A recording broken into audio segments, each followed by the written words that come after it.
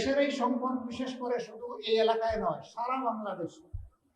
এখন আপনারা দেখতে পাচ্ছেন দেশের যে পাম্প গুলো আছে সেখানেও সংকট তো হবেই।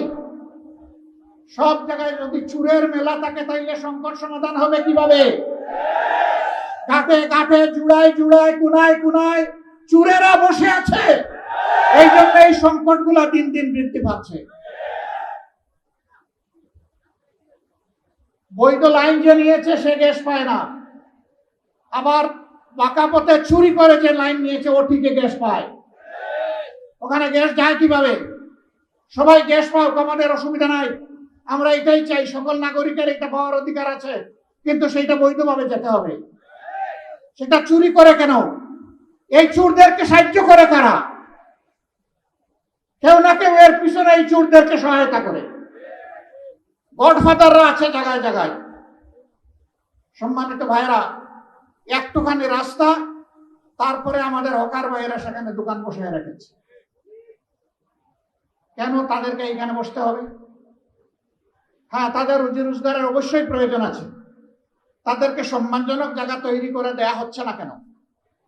চলাচলের রাস্তা কেন তাদের হাতে তুলে দেওয়া হয়েছে? কে তুলে দিয়েছে? দাগ কেটে কেটে কে ওদের কাছে এগুলা বিক্রি করে? আপনারা সব জানেন না এগুলা? অবশ্যই জানেন। এটা নিরসন করার দায়িত্ব সরকারের। আপনাদের হয়ে সংসদের ভিতরে আমরা চিৎকার দিয়ে কথা বলেছি যে এগুলার আমরা সমাধান চাই। সমাধান যাদের হাতে তাদেরকেই সমাধান করতে হবে। তারা যদি সমাধানে হাত দেন, জনগণ আমরা তাদেরকে সহযোগিতা করবো ইনশাআল্লাহ।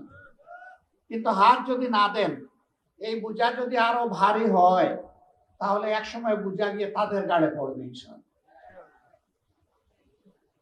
সম্মানিত ভাইরা, আজকের সাবজেক্ট এটি নয়। আমি কার্যত দুঃখ প্রকাশ করতেই দাঁড়িয়েছিলাম যে ওই সময়টা যে আমি সাথে সাথে রেসপন্স করতে পারি নাই, পরে এসেছি, আস্তে আস্তে অনেকটা সমাধান হয়ে গেছে। তারপরে আলহামদুলিল্লাহ ওই পানি চলে গেছে।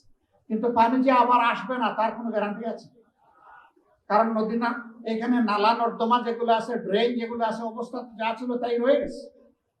আমাদের লোকেরা সাময়িক কিছু কাজ করে একটু পরিষ্কার করে দিয়েছে, এটা তো সাময়িক উপশম। এর স্থায়ী সমাধান হতে হবে ইনশাআল্লাহ। আমরা লেগে আছি, আপনারা দোয়া করবেন। আজকের বিষয় হচ্ছে জুলাই 24। জুলাই এসেছিল এই দেশের জনগণকে বক্তা দর্শন এবং আয়নাগর থেকে মুক্তি দেওয়ার জন্য। বহু রাজনীতিবিদ একসাথে জেলে ছিলাম। 24 সালের নির্বাচনের নামে যে প্রহসন হলো আমি আর দামি, সেই সময় আমরা জেলে, বিএনপির সিনিয়র নেতৃবৃন্দ আমরা একসাথে। নির্বাচন যখন হয়ে গেল, জানুয়ারির 7 তারিখ না 4 তারিখ ভুলে গেলাম, 7 তারিখ, এই নির্বাচনের পরে সবাই আমরা একসাথে বসলাম, আমার রুমেই বসলাম।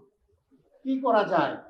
অনেকের কণ্ঠে হতাশার সুর, কিছুই হবে না, ওরা 41 সালের কথা বলেছে, ওই পর্যন্ত মেরে কুটে ওরা থাকবে, আমাদেরকে দীর্ঘমেয়াদী পরিকল্পনা নিতে হবে। সবাই হতাশ। আমি বলেছিলাম লা তাকনাতু মির রাহমাতিল্লাহ, আল্লাহ তাআলার রহমত থেকে হতাশ হওয়ার কোনো কারণ নেই। আশাবাদী হোক, শক্তিশালী হোক, নেতারা জেগে থাকলে জনগণও জেগে থাকবে ইনশাআল্লাহ। আপনারা হতাশ হলে জনগণ ভয় পেয়ে ঘরে ঢুকে যাবে।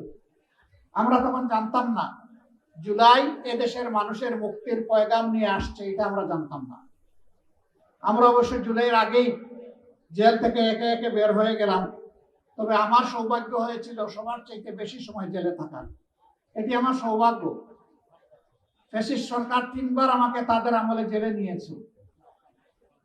আমাকে নিয়ে আগে ছাড়ে পড়ে, লম্বা সময় রাখে, আমার প্রতি দারুণ দরদ থাকে যে তুমি বাইরে বড় কষ্ট করেছো, কয়েকদিন এখানে বিশ্রাম। আমি দেখেছি নেতৃবৃন্দ অনেক দলের ঢুকে বের হয়ে যায় 1 মাস 1.5 মাস। আমার বছর না পড়লে আমার মেয়াদ পূরণ হয় না। তারপরে আমরা সবাই বের হলাম। ওরা ধারণা করলো আমি নির্বাচন তো করেই ফেলেছি, আরো 5 বছরের বুকিং হয়ে গেছে, এখন এগুলাকে একটু ছেড়ে দিই। বাইরে আসলাম, আলহামদুলিল্লাহ অবস্থা পর্যবেক্ষণ করতে লাগলাম। মনে হলো একটা গুমট আবহাওয়া সমাজের মধ্যে তৈরি হয়েছে। সমুদ্রে যখন গুমট আবহাওয়া তৈরি হয়, তার পরবর্তী পরিণতি হচ্ছে একটা ভয়াবহ জলোচ্ছ্বাস অথবা ঘূর্ণিঝড়। মনে হচ্ছিল একটা ঘূর্ণিঝড়ের প্রেক্ষাপট তৈরি হয়েছে। আলহামদুলিল্লাহ, জুলাই ছিল সেই ঘূর্ণিঝড়, যেই ঘূর্ণিঝড় ফ্যাসিবাদকে তছনছ করে দিয়েছে, এমনকি ওদেরকে সাধু বানিয়ে বাংলাদেশেও থাকতে দেয় নাই, এখান থেকে অন্যত্র উড়িয়ে দিয়েছে। এখন তারা ওখান থেকে মাঝে মাঝে একটু বাপ সাপ দেখায়, এই চলে আসলাম। আমার গোনামতো 13 বারের ক্যালেন্ডার ফেল করেছে, এখন 14 নম্বর বার আগামী ডিসেম্বর। এদেশের যুব সমাজ তৈরি হয়ে আছে তোমাদের গলায় ফাঁসির রশি পরানোর জন্য। আসো, ফিরে আসো। তোমরা যে অবলীলায় কমপক্ষে 1400 মানুষ, যেটা জাতিসংঘ বলেছে, তোমরা খুন করেছো, এই প্রত্যেকটা খুনের পাওনা তোমাদেরকে পেতে হবে।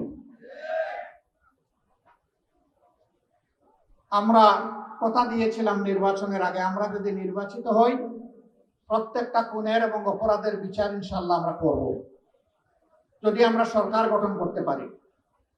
এই কথা বর্তমান সরকারি দলও বলেছিল। আল্লাহর ইচ্ছা আমরা যে কোনো কারণেই হোক ক্ষমতায় আসি নাই, বা আমাদেরকে আসতে দেওয়া হয় নাই।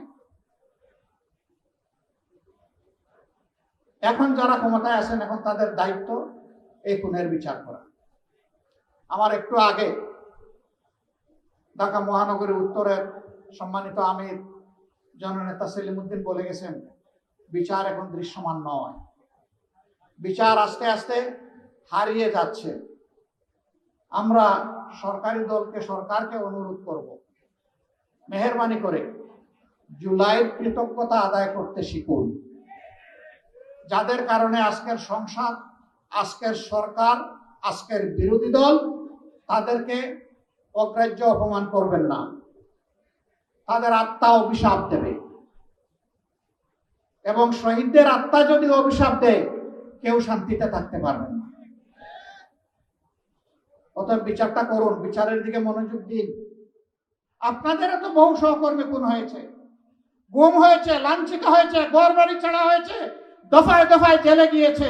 অন্তত নিজেদের কর্মীদের মুখের দিকে তাকাইয়া এবং গুম হওয়া পরিবারের সদস্যদের মুখের দিকে তাকাইয়া আল্লাহর দুহাই দিয়ে বলি, বিচারটা করুন।